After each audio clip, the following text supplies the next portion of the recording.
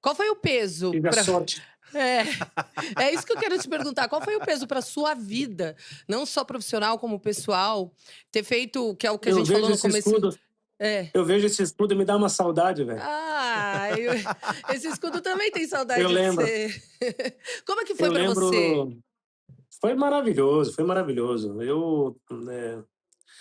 Desde o primeiro dia na apresentação lá na academia, eu me senti muito adaptado, a esse escudo, ao torcedor. Era gostoso quando eu ia na Marquês de São Vicente aí com os meus amigos. É impressionante, foi impressionante o carinho das pessoas, como é até hoje, né? Até hoje o carinho dos torcedores do Palmeiras comigo, porque eles são agradecidos, né? Por mais que eles ficaram bravos comigo uma época, mas para mim foi a eu só consegui tudo que eu fiz na vida porque o Palmeiras me abriu as portas, né? Na época do Bruno Oro, na época do Rosan, na época de grandes pessoas que eu convivia aí na academia do Palmeiras. Eu de verdade, eu não esqueço tudo que eu vivi aí dentro, o ambiente de treinamento, o ambiente de concentração, as viagens, os jogos no Parque Antártica, o carinho da torcida com a gente, o ambiente família que sempre teve.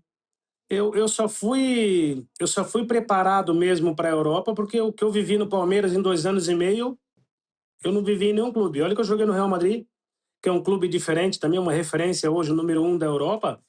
Mas o que o Palmeiras me deu assim em relação a crescimento, a aprendizagem e momentos, eu apenas dei sequência porque o Palmeiras me fez entender o futebol de uma forma diferente. Não se tinha. Você lembra quando o europeu queria imitar o Brasil Lembro. e não ganhavam? Sim, que todo time tinha que ter um 10. Hoje a gente quer imitar a força física e o sistema tático do futebol europeu. Há quanto tempo o Brasil não ganha? Se a gente voltar às nossas raízes, a gente vai voltar a ganhar. Se a gente querer imitar o futebol europeu, eles têm o jeito deles.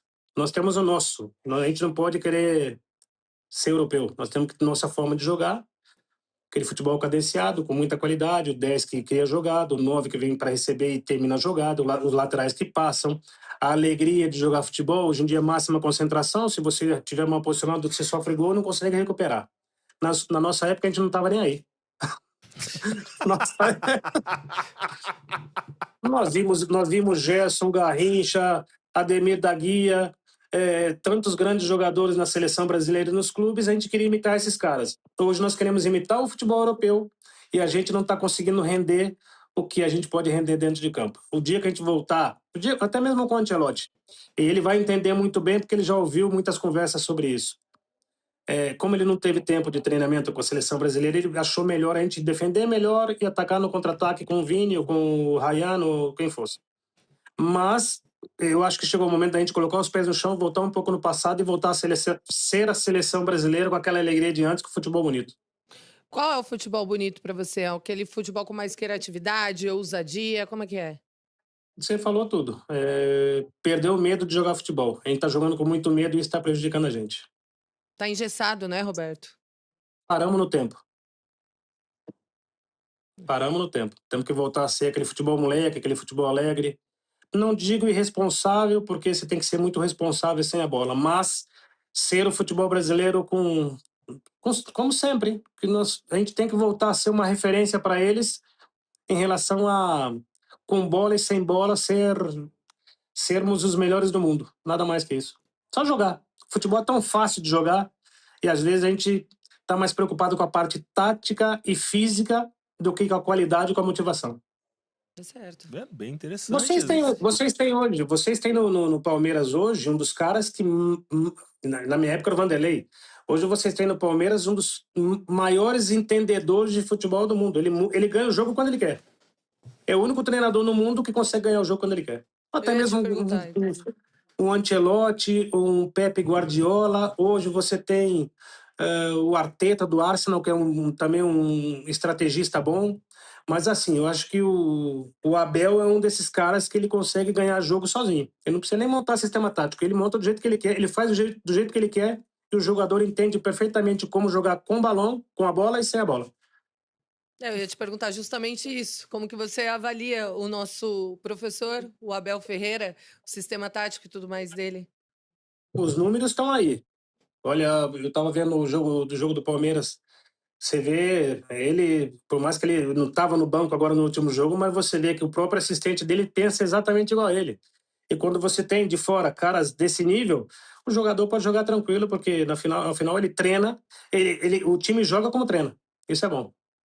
Ô, Roberto, e como que você enxerga também essa questão da longevidade dele trabalhando aqui no Brasil, que é algo que não é costumeiro, né, de você ter um treinador por tantas temporadas assim no futebol brasileiro defendendo um mesmo time, mesmo muitas vezes não alcançando o resultado ali de uma conquista de título. Você vê isso como uma quebra de paradigma? O que a Leila faz com. O que a Leila está fazendo com a estrutura do Palmeiras é uma coisa impressionante. É um exemplo claramente de uma pessoa que entende de futebol, que analisa o futebol europeu, que conhece o futebol europeu em todos os aspectos de preparação física, estratégia, ter um treinador durante muito tempo, não é porque perdemos um ano que vamos mandar o treinador embora e esquecemos nos últimos 5 que ganhou. Eu acho que a Leila, ela representa exatamente o que é ser um presidente de um clube, ou uma presidenta, que entende muito de futebol e sabe. Eu tenho no Real Madrid hoje um presidente que chama-se Florentino Pérez, e que ele, quando ele tem nas mãos dele um cara que sabe muito de futebol, ele dá esse tempo do treinador, que ele sabe que vai ganhar.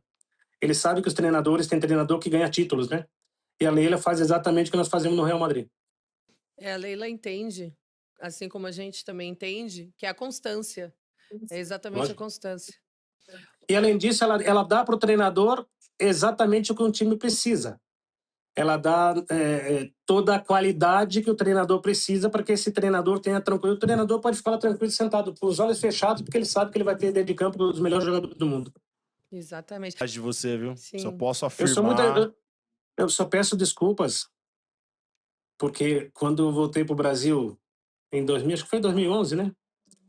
O primeiro clube que eu fui buscar foi o Palmeiras. Uhum.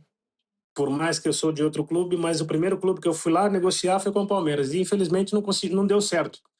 Aí foi no meu clube, por causa do meu pai, e quase, mas aí o Ronaldo me chamou. Então, desculpa por eu ter jogado no nosso maior rival, Eu sei que você levou muita bronca do mas seu pai também, né? Nessa, que é palmeirense também. roxo. Até hoje, a gente tava vendo o jogo do Palmeiras aqui, meu pai fica torrando minha... Você, tá vendo? Por que você não voltou pra lá pra jogar? Eu falei, pai, foi o primeiro clube que eu queria ir. Que absurdo.